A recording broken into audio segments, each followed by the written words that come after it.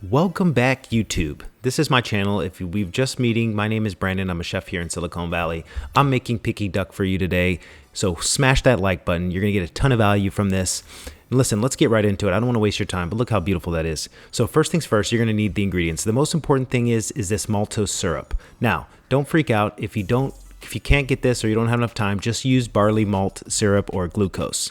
Most importantly, next, you want to use really good high quality spices. If you have to use ground like I'm using here, then you want to re-toast them. Okay, measurements will be in the description, but basically this is a mixture of a dry mixture of 5-spice, black pepper, salt, ginger powder, and then a half a cup of hoisin and safflower oil, or you can use any neutral oil. Sorry, I'm reading off something, so it kind of seems weird, but listen, this is really important. This is going to be the rub for the inside of the cavity. Now, put that aside. Next, we're going to go into pumping the duck. Now, this is very important. So I'm using a compressor. This is an industrial style compressor, and I think what's really important to note is that I got the ducks whole, innards, guts, and everything completely sealed, so that way when I pump them up with air, they blow up like a balloon. There's no air that can escape except for the area that air can escape. But just so we're on the same page, I'm pumping up from the neck, the jugular, where I know it sounds gross, but and I'm just ever so gently separating the skin from the flesh. Now, I wanted to show this. You can fast forward through it, but I want to show you how fresh these ducks are. I got these ducks from Tasty Duck in Pennsylvania, and I've been using them for a long time. And honestly, they were harvested and then shipped, and I really appreciate this high quality product. They're super fatty. So listen, from there, it gets really easy. So here's our liquid, which is also in the description. I'm not going to go over it. Just go down and copy the description. But you want to do this 2 rounds. So 6 ladles of boiling hot of the solution, the maltose solution, onto the duck. All right, and you want to do this for 2 rounds, and make sure you do it properly. Don't rush it. You're going to get an extreme shoulder workout from this, I promise. But I let the feet hang in there because there's no meat on the feet, and it kind of just gives me a little bit more balance. And now, so just to be clear, after I pumped them with the compressor, I then remove the gizzards, okay? And that's what you saw me holding in the last video. And then you really want to make sure you clean the inside of the cavity. Get everything out there. Get everything out. Clean it. Get a towel up in there. Spray it with water. And then pat it dry. And then you want to dip the ducks. This is what I call dipping the ducks. I think this part right here is also highly important. You want to really cover the whole bird and make sure that you're getting both sides and count so you don't miss. Six times each side, front and back, and then you're going to do this for 2 rounds. If you don't feel comfortable, go for a 3rd round. But here's the thing, you don't want the liquid to reduce too much, or else you will be candying this duck. So anyway, we're going to move right along here. All right, and so then what I'm doing is I'm just ever so gently going to remove them and hang them up somewhere in a well-ventilated area. Now, I have a fan on these ducks. They are room temp. I think what's really important is drying them out before you put this filling in. Now, I have separated it by weight into 6 little clumps, and I know this looks gross, but let me tell you something. It's packed with so much beautiful flavor. I'm going to be honest here. I'm working very carefully to try to just rub the inside. This is your dry brine, your flavor. This is everything right here. So this is very important. Before, in the past, I used to stuff the duck with oranges, ginger, scallion, hoisin on the cavity, and then sew it up and then dip it.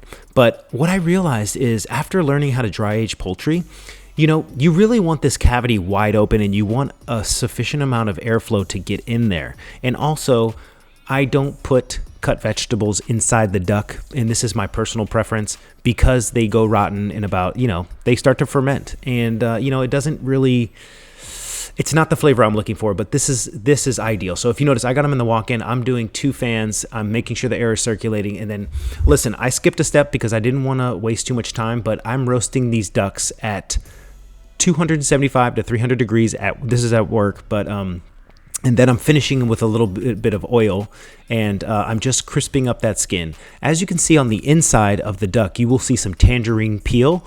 Honestly, I was just testing something out. I didn't put the whole citrus in there because there's too much moisture. But for me, I just wanted to give it a shot, and honestly, it did nothing. So I don't think it's necessary to stuff the cavity. But hear me out. You can do whatever you want. I'm just trying different ways and what I see fit best and how to streamline this situation. So. Look at this product. This is really beautiful. And I did use partial of the duck fat to re-crisp the skin. And I wanted to try one with just roasting at home. But this is my product. This is my finished product. And I mean, look at that. It looks beautiful. You want to eat it. I wanted to take a picture and show you because I think this is, it's amazing. It's a great process to learn. And another pro tip is to try to hang the duck in your oven. So, and you'll notice in our next clip, I did this whole process at my house. And here we go. So I am ghetto, so I put a hotel pan in the bottom. I'm using coat hangers because my duck hooks didn't come in, but you can use this with any metal hanger.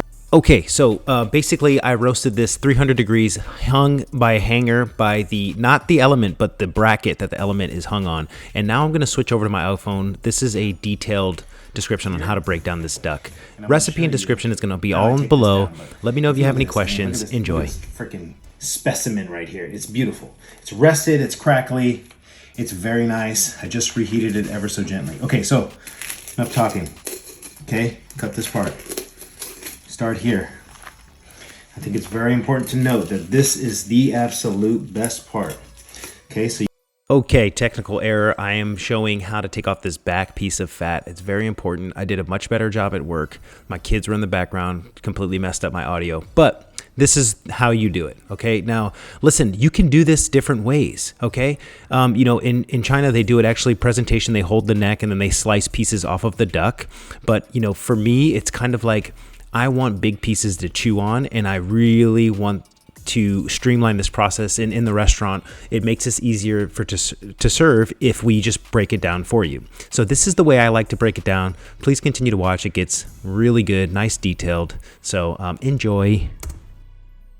Once you got that piece off, then I come on this side, okay? Because you want those crispy parts right there. Now, very important, try to keep this hand clean, okay, as possible, okay? And then, boom, so, boom, use the towel, okay? Now, listen, there's a breastbone in here, so just be careful because the skin is the best part. But same thing, the difference between a duck and a chicken is that the duck has a longer breastbone. Okay?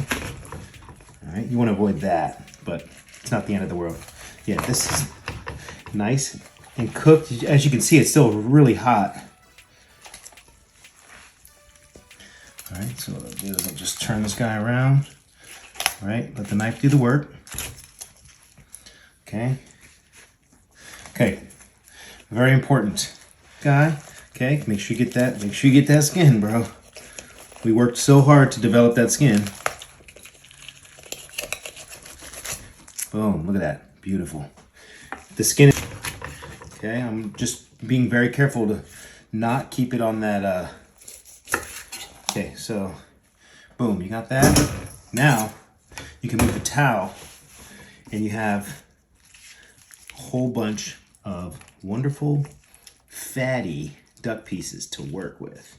So what I like to do is just kind of like trim off the extra fat, and the skin that's amazing I will keep.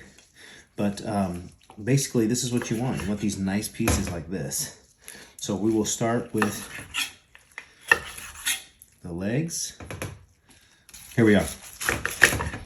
As you notice, I'm just taking off where the cavity was, okay? You don't want that part. But you see this nice, fat, juicy, voluptuous, you want that. Okay? Then there's also a part right here that you want. All right, what I like to do is cut around the bone. I left one with the bone on so I can gnaw on it. And these pieces, ooh, look at that. That looks Amazing. Don't you dare get rid of that skin. Okay, this is from the inside of the cabbage. We don't want that, and then this is from the tail. Now, for the breast, super easy. All I like to do is keep this part intact, okay? And then very gently slice down. Okay? And what I'm gonna do is I'm gonna put the breast on a separate plate. It's very important. I try to get any of the excess fat that you don't want off of that back skin. But listen to this. Ooh. Ooh. Ooh. Yes. Okay, here we go. Oh, here it is, bro. This is my favorite part. This is that back part, the back. I'm gonna put that in a nice little pile of crisps, and we are gonna go ham on that. Don't forget about this. This is Daddy's piece. Okay, but I think it's really important to know that. Yo, and look at this duck. This is how it came out. Now, here's a couple notes. If you've watched till the end, I really appreciate it. Smash that subscribe button. You're going to want to see more content like this.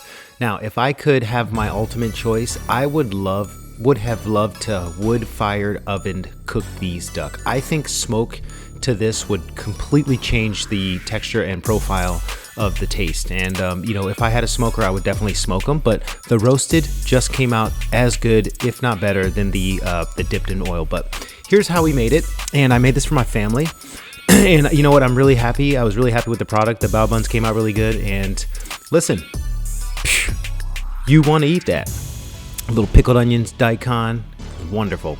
So again, thanks for watching. I'm going to leave a detailed recipe in the description, and you know, holler at me. Hop up in the comments, tell me what you think. I'm going to post a small version on my IG and TikTok.